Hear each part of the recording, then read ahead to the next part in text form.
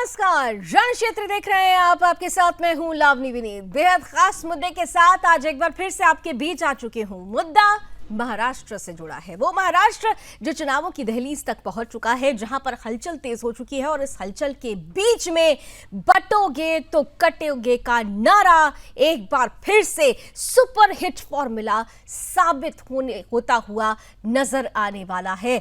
हम ऐसा इसलिए कह रहे हैं क्योंकि ये वो नारा है, ये वो मंत्र है जिसकी शुरुआत तो उत्तर प्रदेश से हुई थी। उत्तर प्रदेश के मुख्यमंत्री फायर ब्रांड नेता योगी आदित्यनाथ खास तौर पर ये कहते रहे हैं, बटोगे तो कटोगे। अब यही बटोगे तो कटोगे गूंज रहा है महाराष्ट्र में, क्योंकि ये वो मंत्र है जिसने उत्तर प्रदेश से चलकर हरियाणा में वो धमक दिखाई जहां पर ये कहा जा रहा था कि विपक्ष की, कांग्रेस की इस बार लहर है, अंडर करंट बहुत ज्यादा है। लेकिन इस नारे ने कमाल कर दिया, इस मंत्र ने कमाल कर दिया। इस मंत्र की मारक क्षमता इतनी ज्यादा थी कि हरियाणा के पूरे चुनावी नतीजों को ही बदल डाला इस एक नारे ने। हिंदुत्व को एक करना, हिंदुओं को एक करना, बंटने पर जो स्थिति बने उसे दुनिया के सामने, देश के सामने रखना, इस मूल मंत्र का उद्देश्य है। और यही वजह है कि अब केवल योगी आदित्यनाथ ही नहीं, इस नारे का समर्थन, इस मंत्र का समर्थन तो खुद प्रधानमंत्री नरेंद्र मोदी भी कर चुके हैं। उन्होंने कहा था कि जब अगर हम बटेंगे तो कटेंगे और बांटने वाले महफिल सजाएंगे। इस बात का भी बड़ा असर हुआ, और असर इतना कि अब आज की तारीख की बात की जाए तो आरएसएस भी इस मंत्र के साथ खड़ा होता हुआ नजर आता है।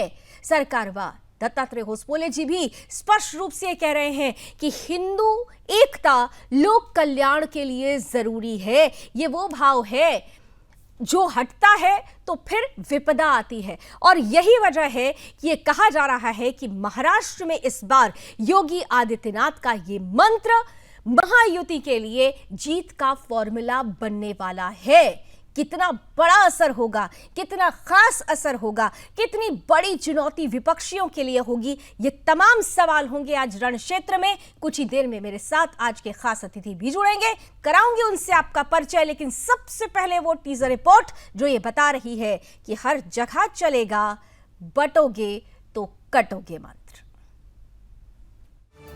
तारीख 26 अगस्त 2024, जगह यूपी का आगरा।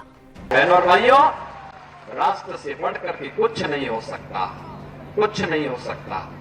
और राष्ट्र तब सशक्त होगा जब हम एक रहेंगे, नेक रहेंगे, तभी नेक रहेंगे। तारीख 23 सितंबर 2024, जगह हरियाणा। बहनों और भाइयों, राष्ट्र से बढ़कर के कुछ नहीं हो सकता, कुछ नहीं हो सकता। और राष्ट्र तब सशक्त होगा जब हम एक रहेंगे, नेक रहेंगे, तभी नेक रहेंगे। बटेंगे तो कटेंगे। और ये है महाराष्ट्र में चस्पा बीजेपी के फायर ब्रांड नेता योगी आदित्यनाथ का पोस्टर।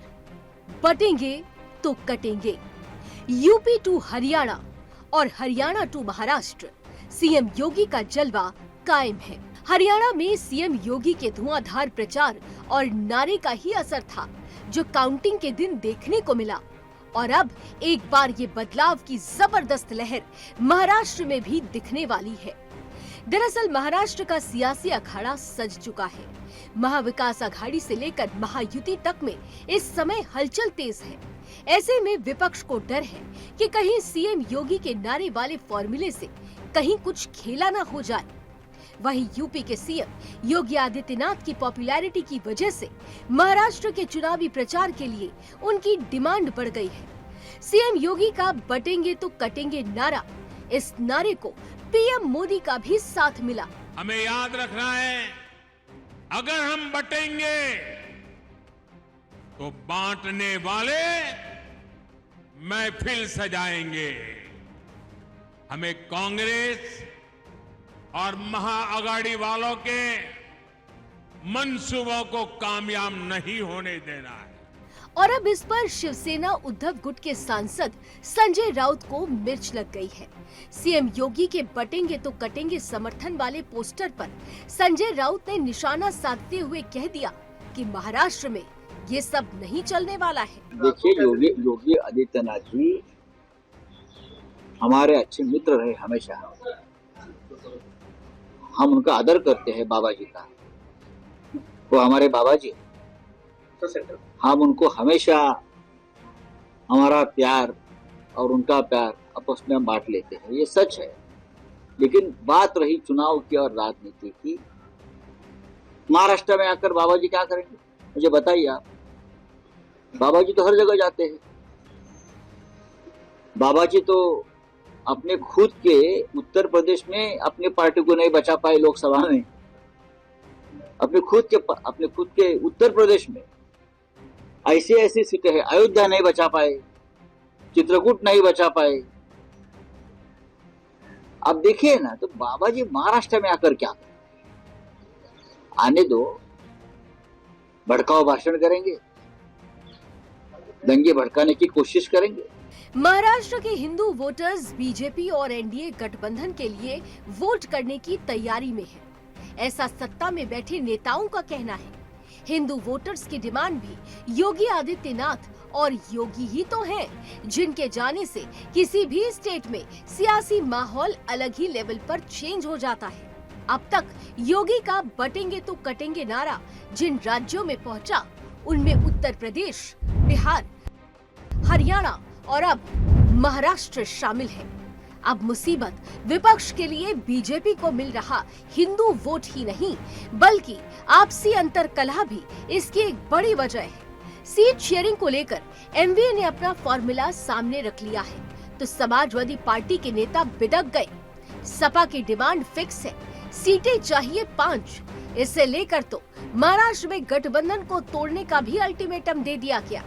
और अभी तक सीटों का बंटवारा नहीं हुआ। मुझे लगता है कि बहुत ही अफसोस और दुख की बात है कि जो लोग सरकार बनाने की बात कर रहे हैं, वो लोग अभी तक टिकट नहीं बंटवारा कर रहे हैं। यहाँ हजारों लोग नीचे खड़े हैं अपनी अपनी कॉन्स्टिट्यूंसी के, कोई नागपुर का है, कोई शोलापुर का है, कोई इचलकरंजी का है। उनको जाना है, तैयारी करना है, फॉर्म भरवाना है, परंतु इतना लेट करना, मैं समझाऊं ये बहुत बड़ी गलती महाविकास अघाड़ी की है। मैं पवार साहब से मिला, मैंने अपनी दुख जाहिर किया। मैंने कहा सर, ये तो पहले आप लोगों को अनाउंस करना चाहिए, ये क्या है।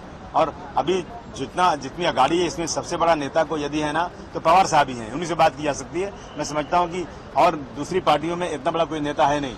मैं इनके पास चलकर सिर्फ इसलिए आया हूं, सर मैं 5 उम्मीदवार अनाउंस कर चुका हूं। यदि आप मुझे जवाब देते हैं तो ठीक है, नहीं तो मैं 25 उम्मीदवार मेरे पास तैयार है, मैं लड़ाऊं, क्योंकि मेरे को इसके पहले 2 बार धोखा कांग्रेस से हो चुका है। एक तरफ तो विपक्ष यूपी में गठबंधन की बातें करता है, लेकिन महाराष्ट्र में कमजोरी साफ नजर आती है। विपक्ष तुष्टीकरण की राजनीति को प्रबलता देता है, तो बीजेपी हिंदुओं को एकजुट रखने की बात करती है। और इसी एकता के संकल्प से ही तो भाजपा राज्य दर राज्य बेहतर प्रदर्शन की कहानी लिख रही है, और विपक्ष अपनी ही स्ट्रैटेजी में फंसती नजर आ रही है। अब महाराष्ट्र के इस खेल में जनता किसका समर्थन करेगी, देखना बेहद दिलचस्प होगा।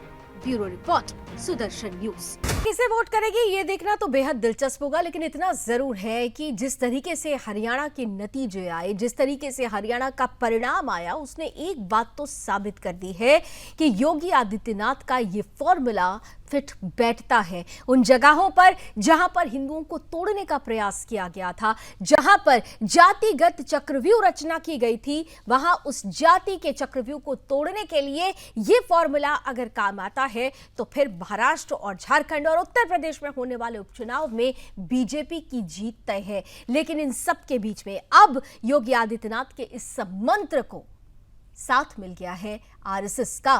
सरकार साफ तौर पर ये कहते हैं, दत्तात्रेय होसबोले जी ये कहते हैं कि हिंदू भाव जब जब भूले आई विपदा महान, यानी हिंदू भाव अगर भूल जाएंगे तो विपदा आना स्वाभाविक है, और इसीलिए लोक कल्याण के लिए हिंदू एकता जरूरी है।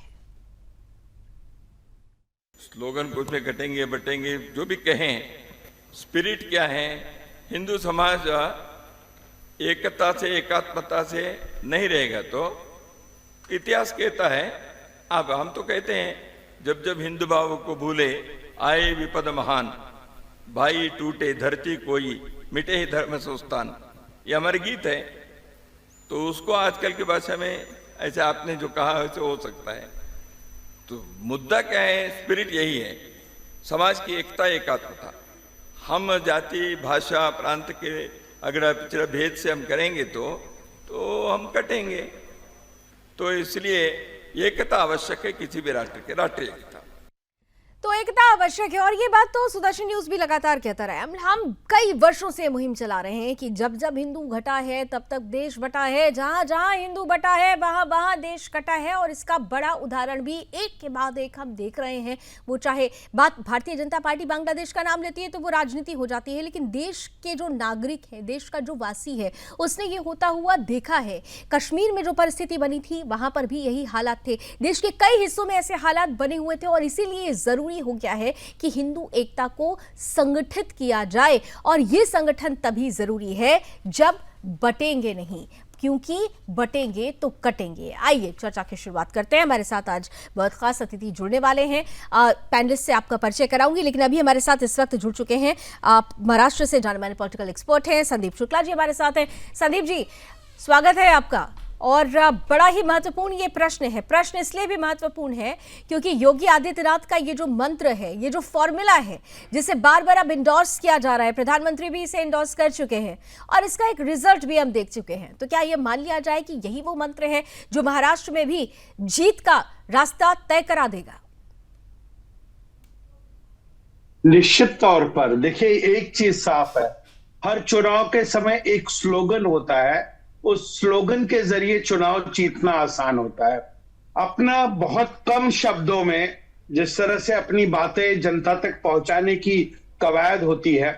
आपको याद होगा पश्चिम बंगाल का जो चुनाव था, उस समय खेला हो वो नाम का एक स्लोगन चला था और वो स्लोगन कितना कारगर साबित हुआ था। वैसे ही ये स्लोगन, ये बात कि अगर बटोगे तो कटोगे, ये कहीं ना कहीं काम करेगा। और निश्चित तौर पर जिस तरह से महाराष्ट्र चुनाव में ये भी देखिए कि एक तरह का संयोग कहे कि उत्तर प्रदेश में जिस तरह से रामलला का मंदिर बनके तैयार हुआ है, लेकिन जब हम बात करेंगे बाबरी विध्वंस के बाद सबसे पहला जो सबसे बड़ा धमाका उसकी प्रतिक्रिया देखने को मिली थी तो मुंबई में मुंबई के एक हिस्से में जो है दंगा हुआ था। उसके बाद उसका बदला लेने के लिए दाऊद के लोगों ने बम ब्लास्ट कराया था। तो ऐसे में अब जब वहां रामलला विराज हो चुके हैं और यहां जो स्थिति साफ हो चुकी है कि अब जो है वहां रामलला है, तो वो निश्चित तौर पर ये स्लोगन काम करेगा। ये स्लोगन काम करेगा और बिल्कुल इसकी स्क्रिप्ट लिखी जा चुकी है। मैं संदीप जी आऊंगी आपके पास और हमारे साथ पैनल के बाकी गेस्ट भी जुड़ चुके हैं, उनका भी स्वागत कर लेते हैं। हमारे साथ खासतौर से कांग्रेस का पक्ष रखने के लिए पवन डोगरे साहब जुड़ चुके हैं। हमारे साथ यूबीटी से यानी शिवसेना उद्धव गुट से सुनील मोदी जी जुड़ चुके हैं और साथ ही साथ मैं देख रही हूँ एससीपी यानी एनसीपी शरद पवार से हमारे साथ प्रशांत पवार जी भी जुड़ चुके हैं। आप तीनों का भी बहुत बहुत स्वागत है। और जल्दी से पवन जी आपके पास आते हुए, क्योंकि देखिए एक चीज तो तय है, योगी आदित्यनाथ ने अगर ये कहा कि बटोगे तो गटोगे, इसका असर तो हुआ साहब। हरियाणा में आप लोगों ने कहा था कि अंडर करंट है, लेकिन वो करंट कहां चला जाता है ये समझ में नहीं आता जब नतीजे सामने आते हैं। अब इसी बात को प्रधानमंत्री भी पहले इंडोर्स कर चुके हैं और अब इस बात को आरएसएस भी इंडोर्स कर रहा है। क्या ये माना जाए कि जिस तरीके से विपक्ष जाति का चक्रव्यूह बनाना चाह रहा था, उस चक्रव्यूह को तोड़ने वाला सबसे बड़ा हथियार यही मंत्र है, बटोगे तो कटोगे, और इसी के दम पर महायुति अपनी जीत प्रशस्त कर लेगी? पवन डोगरे जी। सारे जहां से अच्छा हिंदोस्तान हमारा, unity we stand, divided we fall. Basically अगर हम बात करें, कांग्रेस ये हर व्यक्ति को साथ में लेकर किसी भी जाति धर्म की बात नहीं करता है। कांग्रेस जब भी लोगों के बीच में गई, कांग्रेस ने हमेशा अपने किए हुए काम के दम के ऊपर लोगों से मत मांगा है। उजड़ माथे से अगर मत मांगने का नैतिक अधिकार अगर किसी को है तो कांग्रेस पार्टी को है। किए हुए काम के ताकत पर लोगों से वोट मांगने की ताकत ये कांग्रेस पार्टी के अंदर है। लेकिन बाकी के जितनी सारी ये जो भारतीय जनता पार्टी है या आरएसएस जिस तरीके का नफरत की राजनीति देश में बोती है, और ये इस राजनीति के वजह से आज भारत इतना पीछे चला गया है। आप देखिए महंगाई किस दर पे चली गई है, दाल आटे के भाव किस एंगल पे बढ़ गए हैं, ये सारे बेरोजगारी कितनी फैल चुकी है। इन सब की तरफ ध्यान अगर बटाना है तो इस तरीके की मूवमेंट करके लोगों का ध्यान भटकाना और इस तरीके से लोगों को गुमराह करना, यही आरएसएस की और भारतीय जनता पार्टी की नीति है। ये कभी भी प्रगति के ऊपर बात नहीं करेंगे, ये कभी भी ये नहीं बताएंगे कि भारत को अभी किस दिशा में चलना चाहिए, कितनी ताकत से आगे आना चाहिए। 70 सालों में कांग्रेस को नाम रखने के सिवाय इन्होंने कोई काम नहीं किया है, और आज जब इनको मौका मिला तो इन्होंने भारत की हर चीज का दाम तिगुना कर दिया है। पेट्रोल ले लीजिए, दाल आटा ले लीजिए, पवन जी, चाहे कोई भी चीज ले लीजिए, आपको महंगी हो जाएगी। मैंने आपको पूरा आपकी बातें सुनी, लेकिन दो बातों पर मैं आपसे समझना चाहती हूँ। आपने कहा कि काम के नाम पर वोट मांगना चाहिए, तो कांग्रेस ने अगर काम किया था तो फिर 99 पर आकर आंकड़ा क्यों रुक गया, काटा वहां क्यों रुक गया? काम अगर बोलता है तो फिर हरियाणा में ये जो इतिहास रचा गया भारतीय जनता पार्टी की तरफ से, वैसा क्यों हुआ? फिर आपने यूनिटी की बात की, आपने डाइवर्सिटी की बात की। पूरा सवाल प्लीज सुन लीजिए। यूनिटी और डाइवर्सिटी की बात आपने की, तो यूनिटी और डाइवर्सिटी केरल में कहां चली जाती है जब तिरंगा हटाने का नाम आ जाता है, क्योंकि वहां पर आपको मुस्लिम लीग को संतुष्ट करना होता है। यूनिटी और डाइवर्सिटी वहां पर कहां चली जाती है जब भरे मंच पर पूर्व प्रधानमंत्री डॉक्टर मनमोहन सिंह ये कहते हैं कि संसाधनों पर पहला अधिकार पर्टिकुलरली मुसलमानों का है। ये यूनिटी और डाइवर्सिटी ये अपनी सहूलियत के हिसाब से क्यों चयन होता है? पवन जी। लावनी जी मुझे एक बात बताइए, किसी एक पार्टी एक कम्युनिटी की बात कभी भी कांग्रेस पार्टी ने कहीं भी नहीं की। जिस तरीके से आप ये बात बता रही है मुझे तो आश्चर्य होता है। कांग्रेस ये एक सेक्युलर पार्टी है, ये एकमेव ऐसी पार्टी है जो हर जाति धर्म को साथ में लेके चलने का काम करती है। सेक्युलरिज्म के नाम पर आज सेक्युलरिज्म का नारा आप लोगों ने ऐसा गढ़ा कि 9 राज्यों में हिंदू अल्पसंख्यक हो गया। एक धर्म धीरे धीरे बढ़ता चला गया। आज सेक्युलरिज्म के नाम पर आप बार बार ये कहते हैं कि हम जोड़कर रखना चाहते हैं, भारत जोड़ो यात्रा। मैं आपसे पूछ रही हूं ना, कहां पर भारत जुड़ता है? अगर केरल में तिरंगा यात्रा के समय तिरंगे को हटाने की बात होती है, मुस्लिम लीग को सेटिस्फाइड करने की कोशिश होती है, तो वहां पर भारत कहां जुड़ता है? अगर कश्मीर में कश्मीरी पंडितों को वहां से खदेड़ दिया जाता है तो भारत कहां जुड़ता है? अगर यहां पर बैठकर अफजल गुरु का समर्थन होता है तो फिर कहां भारत जुड़ता है? आतंकियों का समर्थन और भारत जुड़ता है। भारत जोड़ने के लिए तो वो मंशा भी चाहिए ना साहब, वो तत्व चाहिए, वो तत्व मिसिंग है। भारत जोड़ो यात्रा ये एक सफल यात्रा रही है जिसने आरएसएस की और बीजेपी की नींद उड़ा दी। जिस आरएसएस ने हजारों करोड़ रुपए राहुल गांधी जी की प्रतिमा मलिन करने में लगाए, भारतीय जनता पार्टी के माध्यम से राहुल गांधी जी की भारत जोड़ो यात्रा सर 99 वाले अगर 240 वालों से कंपेयर करेंगे, 99 और 240 में कंपेयर आप कर रहे हैं। देश की जनता ने जनादेश दिया, नंबर्स जरूर कम आए लेकिन जनादेश भारतीय जनता पार्टी को ही मिला। हरियाणा के नतीजे इस बात की तरफ इशारा करते हैं कि अगर भारतीय जनता पार्टी या आरएसएस हिंदुओं को एक करने की बात करती है तो हिंदू इस बात को समझ रहा है। जिसे आप तोड़ने का प्रयास कर रहे हैं वो टूटने वाले अब समझने लगे हैं कि बांटो और राज करो की नीति कहां से चली आ रही है। सवाल तो ये है ना पवन जी। लावनी जी, हिंदू मुस्लिम करने का काम ये स्वदेश चैनल का नहीं है, ये भारतीय जनता पार्टी का और आरएसएस का है। कांग्रेस कभी भी भारतीय कहती है, कांग्रेस कहती है इस देश में रहने वाला अच्छा ठीक है, आप भारतीय कहते हैं, ठीक है साहब, आप भारतीय कहते हैं तो फिर जातिगत जनगणना को लेकर क्यों इतना हल्ला बोलते हैं? हिंदू मतलब हिंदू मतलब जातियों में विभाजित नहीं, हिंदू मतलब हिंदू, वो चाहे किसी भी जाति का हो। क्यों चाहते हैं आप लोग जातिगत जनगणना? मुझे एक बात बताइए, आप यहाँ पर भारतीय जनता पार्टी और आरएसएस की प्रवक्ता बोल के ना, मैं यहाँ पर एक भारतीय, एक हिंदुवादी, एक राष्ट्रवादी, सुन लीजिए, एक राष्ट्रवादी, हिंदुत्व को जीने वाली, हिंदुत्व को अपनी आत्मा से मानने वाली हिंदुत्ववादी बोल रही हूँ मैं। राष्ट्र की प्रवक्ता हूँ, हर उस हिंदू की प्रवक्ता हूँ, सुनिए, हर उस हिंदू की प्रवक्ता हूँ मैं जो ये समझ चुका है कि आपने सिर्फ बांटो और राज करो की नीति अपनाई है।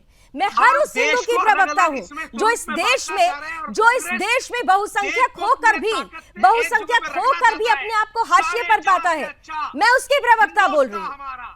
सारे जहां पवन से डोगरे अच्छा साहब। हिंदुस्तान हमारा, सारे जहां से अच्छा सारे जहां हिंदुस्तान से हमारा, अच्छा ठीक है, हिंदुस्तान हिंदी है हम हमारा। वतन है, यही लेकिन यहाँ पर कांग्रेस भारत की नीति है। माता की जय बोलने के लिए सारे अगर कुछ जहां लोगों से को अच्छा बोल दो तो उन्हें हिंदुस्तान तकलीफ होने हमारा। लगती है। हमने हिंदी है हम हिंदुस्तान वतन है नहीं वाले कहा, भारत माता की हिंदुस्तान जैसे कहा है, कतराते याद नहीं है। रखिए। छोड़िए पवन जी, हिंदी है हम वतन है नहीं, जो नहीं, मानता आप है ना, वो भारत माता की जैसे कतराता नहीं है। बहरहाल आइए जरा कुछ सारे मेहमानों से जल्दी जल्दी एक कमेंट ले लेते हैं। पवन जी को तो हमने सुन लिया, हमारे साथ सुनील मोदी जी भी है, यूबीटी का पक्ष रखेंगे, शिवसेना उद्धव गुट। और जब सुनील जी, मैं जब उद्धव ठाकरे जी की बात करती हूँ तो मुझे सबसे पहले बाला साहब ठाकरे जी की याद आती है, हिंदू हृदय सम्राट, हिंदू और हिंदुत्व को जीने वाले। उनकी आत्मा आज वाकई बहुत दुखी होगी साहब कि हम बात कर रहे हैं हिंदू एकता की, जिस तत्व को लेकर वो जीवन भर जीते रहे, जिसके लिए वो लड़ते रहे, आज वही बात तो बीजेपी और आरएसएस कर रही है। तो फिर ये क्यों कहा जा रहा है कि ये ध्रुवीकरण हो रहा है? सुनील मोदी जी। लावनी जी नमस्ते। नमस्कार सर। आपको प्रथमतः दिवाली की मैं आप सभी को शुभेच्छा देता हूँ। धन्यवाद सर। और आप भी हमें महाराष्ट्र के चुनाव के लिए अच्छे चुनाव, बहुत बहुत शुभकामनाएं अभी से ही आप सभी को, बहुत बहुत शुभकामनाएं आप सभी को। मेरे दो प्रश्न है जी। मैं खुद को बहुत हिंदुत्ववादी कार्यकर्ता मानता हूँ। मैं खुद को हिंदुत्ववादी कार्यकर्ता मानता हूँ। भले हमारी कांग्रेस के साथ, शरद पवार जी के साथ अगर युति भी है तो भी हम और हमारे शिवसैनिक खुद को हिंदुत्ववादी मानते हैं। मेरा दो क्वेश्चन है लावनी जी, आपको सिंपल क्वेश्चन है। सही बात है, भारतीय जनता पार्टी का बेस ये आरएसएस के विचारधाराओं से बना हुआ है और आरएसएस की विचारधारा में हिंदुत्व का संगठित भारत, हिंदुस्तान निर्माण करना ये उद्देश्य है। ऐसे परिस्थिति में मुझे महाराष्ट्र का एक उदाहरण आपसे पूछना है। मेरा आवाज आ रहा है आपको? जी जी आ रही है सुनील जी, बिल्कुल आ रही है। मुझे एक ही लावनी जी प्रश्न पूछना है, या आप बीजेपी के प्रवक्ता से पूछिए कि आपको क्या जरूरत पड़ी कि जो हिंदुत्ववादी विचार सरणी का आदमी नहीं है, एनसीपी शरद पवार, उनके साथ गठबंधन करके आप सरकार बनाना चाहते हैं। ये कौन सी हिंदुत्व नीति है और आप भी उसका कैसा समर्थन करेंगे? ठीक है, हम गलत है ऐसा एक बार समझ लीजिए, उद्धव जी का गलत है, क्या भाजपा सही है? जिसका मुझे उत्तर दीजिए आप। मैं आप प्रवक्ता तो नहीं है उसी के, मगर भाजपा के प्रवक्ता से ये तो पूछिए। हाँ बिल्कुल पूछूंगी, लेकिन शरद पवार ये कौन से हिंदुत्ववादी के विचार सरणी के लोग हैं? आज उनके साथ आप मांडी लगा के बैठ रहे हैं, आप उनके साथ विकास की बात कर रहे हैं। योगी जी का बटेंगे तो कटेंगे, ये शरद पवार जी, ये अजित पवार जी को एक्सेप्ट है क्या? जो नवाब मलिक के साथ आपने झगड़ा करा, उसके लड़की को टिकट दिया महायुति ने, ये चलता है। अगर भाजपा कुछ भी करे तो आपका चैनल और आप बोलेंगे अरे ये चलेगा, चलते रहेगा। नहीं नहीं, ये नहीं, हमारा चैनल इसकी बात नहीं कर रहा। हमारा चैनल तो सीधे सीधे पूछता है, ये सवाल पूछता है कि हिंदुओं को ठगा नहीं जाए, हिंदुओं को ठगा नहीं जाए। वो कोई भी पार्टी हो, वो कोई भी पार्टी हो, हिंदू को ठगा नहीं जाए। हिंदुओं को अगर ठगा जाएगा, अगर हिंदू और हिंदुत्व को आस्था पहुंचाई जाएगी, उसे ठगा जाएगा, तो सवाल पूछा जाएगा ना मोदी जी। एक प्रश्न पूछिए। के ऑफिशियल टिकट डिक्लेयर में सना मलिक की आज उम्मीदवारी हुई है, ये भारतीय जनता पार्टी को मान्य है? ये मुझे ठीक है। संदीप शुक्ला जी बताइए, क्या ऐसा लगता है कि दोहरा मापदंड दोनों तरफ है? संदीप शुक्ला जी कर रहे बात कि एक तरफ कांग्रेस के साथ आप गठबंधन कर रहे हैं उद्धव ठाकरे, और दूसरी तरफ ये कह रहे हैं कि मैं हिंदूवादी विचारधारा का व्यक्ति हूँ। मोदी जी हमने छोड़ा नहीं है कभी, नहीं, हमने कभी हिंदुत्ववादी छोड़ा नहीं, छोड़ा नहीं, आप हैं, मैं मान लिया मैंने, आप हिंदूवादी है। आप एक बार नारा दे दीजिए सावरकर जी कीजिए, एक बार कह दीजिए गोडसे जी कीजिए। आप कांग्रेस के साथ गठबंधन में है, वो सावरकर को गाली देते हैं, को गाली देते हैं। इस विचारधारा पे आप कैसे गठबंधन में? पवन जी प्लीज मैं आऊंगी आपके पास। संदीप शुक्ला जी अपने समय पे बोलिए, अपने समय पे बोलिए। संदीप शुक्ला जी बोलिए, अपने समय पे बोलिए। आपने बोला उस समय में शांत था। संदीप शुक्ला जी, संदीप शुक्ला जी प्रतिक्रिया दीजिए। नहीं, आमने सामने सुन लेकर आइए लीजिए, संदीप जी सुन को लीजिए मेरी और बात सुनील भाई। मोदी जी को। तो क्या बता रहे हैं? पवन डोमन जी ने जो शुरुआत की, वीर सावरकर पवन हमारे लिए जी ने समर्थ शुरुआत किए, पर गोडसे को सारे सुनील मोदी जी वो जवाब दे रहे हैं, वो जवाब दे रहे हैं, आप जवाब तो सुन लीजिए, जवाब दे रहे हैं ना, जवाब भी तो सुन मोदी जी लीजिए। एक हाँ, मिनट, मोदी जी हिंदूवादी विचारधारा के अगर आप हैं तो सुनिए पहले। गोडसे अरे हिंदुत्ववादी सुनने की क्षमता रखिए भाई, सुनने की क्षमता रखिए। आप अभी शुरुआत की डोगरी जी ने, उन्होंने कहा सारे जहां से अच्छा हिंदुस्तान हमारा। आप सुनाई नहीं पड़ रहा आपको लगता है? आप बताइए, अमेठी में चुनाव हारने के बाद आप चले जाते हो वायनाड, तो आपका हिंदुस्तान क्यों बदल जाता है? आपने विकास के नाम पे फिर अमेठी पे काम क्यों नहीं करते हो? आप कह रहे हो कि मैं हिंदुस्तान में विकास की बात होनी चाहिए, विकास की गंगा अगर कांग्रेस ने इतनी बहाई थी तो सीट बदलकर दूसरी जगह लड़ने की क्या जरूरत थी? चलिए वो भी चलिए समझौता कर लिया। आप बताइए, अगर ये हिंदुस्तान सारा जहां कुछ सही था तो कश्मीर में हिंदुस्तान का तिरंगा क्यों नहीं फहर रहा था? नहीं मोदी जी, आप शांत रहिए, पहले आप शांत रहिए। ये बताइए ना, जम्मू कश्मीर में क्या हम तिरंगा फहरा पा रहे थे? जम्मू कश्मीर में तिरंगा फहर रहा था। हम गलत कर रहे हैं, मानिए, चलो हमारी गलती सारे है, जहां से हमारी अच्छा गलती हम मान हिंदुस्तान लेंगे, पर हमारा, आप इसी सही है। हिंदुस्तान में हम आप तिरंगा सही है, ये फहराने तो को बताइए, समझता नहीं थे। प्रश्न का उत्तर नहीं हो अच्छा, ये बीडी सिंह जी जुड़ चुके हैं शायद, ठीक है मोदी जी आपका जवाब ले लेते हैं। बीडी सिंह जी शायद जुड़ चुके हैं, शिवसेना शिंदे गुट से हैं BD Singh ji, if I am not wrong. Please screen पर लेकर आइए। बीडी सिंह जी, क्या आपको मेरी आवाज पहुंच रही है?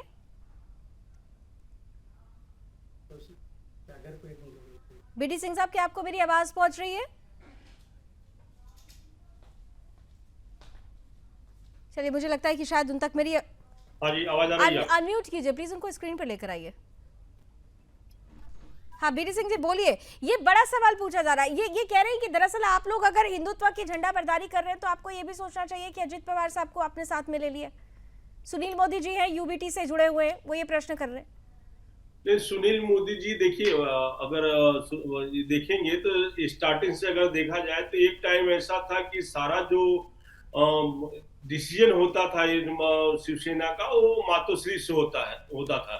लेकिन आज की डेट में अगर मातोश्री का मतलब समझे तो सोनिया गांधी, और जो उधर शरद पवार जी, तो मतलब उद्धव जी को उनके सुन तो लीजिए ना मोदी साहब, आप प्रश्न करते रहेंगे और जवाब नहीं सुनेंगे तो कैसे चलेगा? आपने प्रश्न किया तो जवाब दे रहे हैं ना, सुन तो लीजिए ना, फिर आपके पास काउंटर आंसर के लिए आऊंगी। उद्धव जी इतने लाचार हो गए हैं कि कभी उधर जा रहे हैं, कभी इधर जा रहे हैं, और संजय रावत जी बोल रहे हैं कि ऐसा है कि मुझे इनके ऊपर जो कांग्रेस के अध्यक्ष हैं नाना पटोले जी, उनके ऊपर भरोसा नहीं है, मैं डायरेक्ट वहां दिल्ली में बात करूंगा। तो ऐसा कंफ्यूजन बना हुआ है कि मेरा चीफ मिनिस्टर इस तरह से। तो जो कंडीशन है इस समय जो है उद्धव गुट की बहुत खराब है मैडम।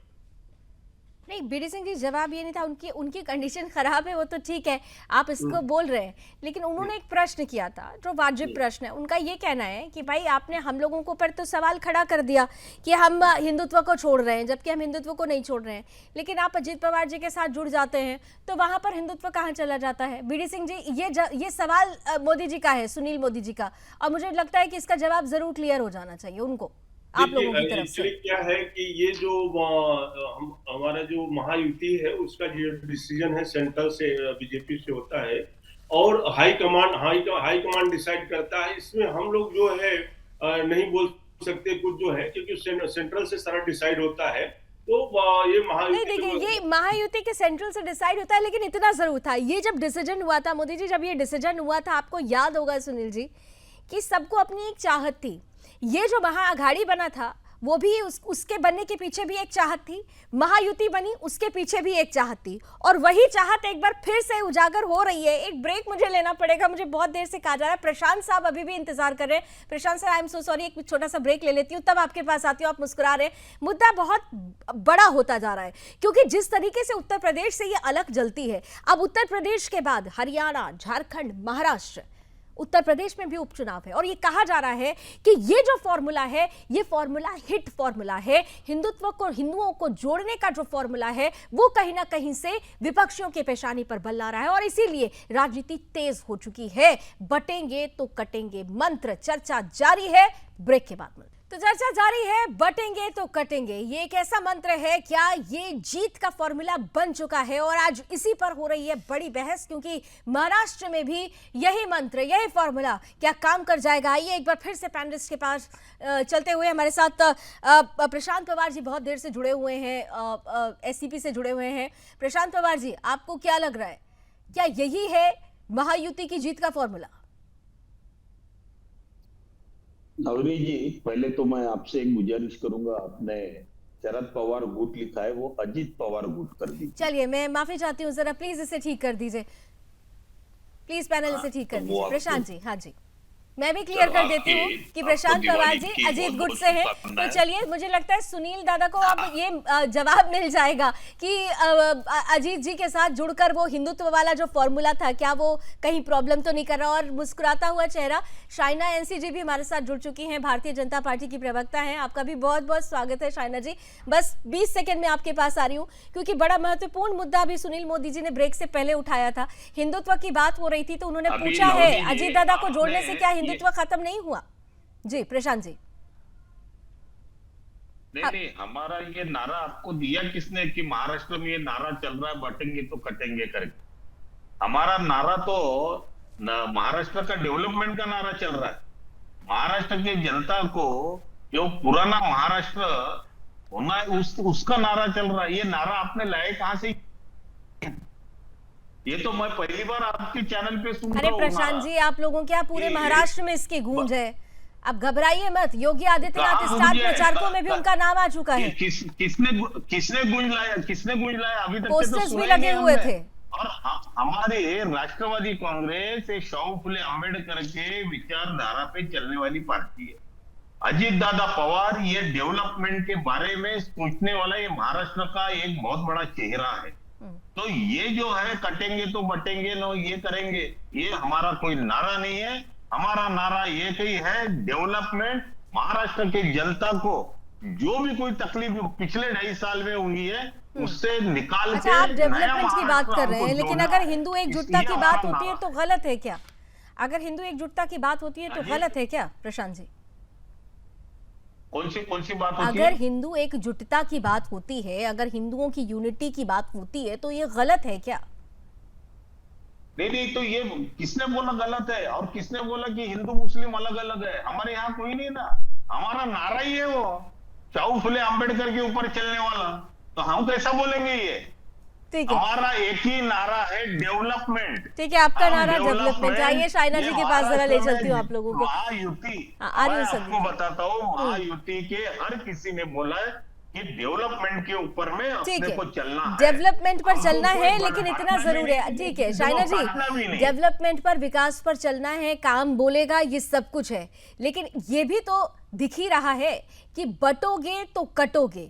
इस मंत्र की गूंज महाराष्ट्र तक पहुंच तो चुकी है और ये कहा जा रहा है कि शायद यही वो मंत्र है जो महाराष्ट्र में भी महायुति की जीत को प्रशस्त कर देगा, रास्ता तय करा देगा। शाइना जी, देखिए, सर्वप्रथम तो मैं सुदर्शन न्यूज पे कहना चाहती हूँ कि महाराष्ट्र एक अलग प्रदेश है। हरियाणा में आपने देखा होगा कि जात पात धर्म तो एक हिस्सा होता है इलेक्शन का, और वो एक इलेक्शन की हकीकत है कि दलित हो, जाट वर्सेस नॉन जाट, दलित वर्सेस नॉन दलित एक्सेट्रा। लेकिन महाराष्ट्र की विशेषता ये है कि प्रधानमंत्री ने 4 वोट बैंक जिसके ऊपर पूरा फोकस किया है। वो कौन से वोट बैंक्स है? एक है महिला, एक है जो बुजुर्ग है, एक है जो युवा है, और एक है जो हमारे लाभार्थी हैं। अभी आप देखेंगे कि इतनी प्रगति हुई है इस 2 साल में। एकनाथ शिंदे जी हो, देवेंद्र जी हो, अजीत पवार हो, स्काई इज द लिमिट। और आप देखेंगे तो आप ये समझे कि इंफ्रास्ट्रक्चर हो, तो मेट्रो हो, कोस्टल लिंक हो, नावाशेवा लिंक, अटल सेतु, लिस्ट समृद्धि हाईवे, लिस्ट अनगिनत है। तो लोग देखते हैं और उस आधार पे वोट करते हैं।